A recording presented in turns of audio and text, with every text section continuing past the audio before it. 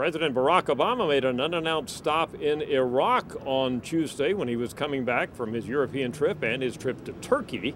This comes at a time when, by all of our Gallup indicators, the American public is less worried or concerned about Iraq than in times past.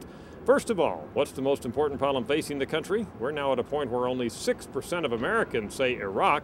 That's down from as high as 14% as recently as last September. We ask Americans from time to time, was it a mistake for the U.S. to have been involved in Iraq? That's at 56% who say it was now. Clearly still a majority, but that's down lower than we have seen it over the last couple of years. How are things going in Iraq for the American troops and the American presence in general? 52%, a slight majority now, say well, at least moderately well, and that's a more positive number in response to that question than at any time going back to 2005. Finally, just recently, we gave Americans a list of international conflicts or problem areas and said how worried are you, how concerned are you about each.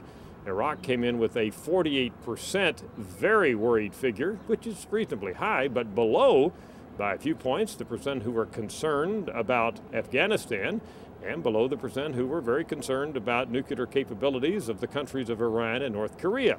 So again, the American public less worried now about Iraq than it has been over the last several years. I should point out, however, that worry about another conflict, Afghanistan, is at the same time going up.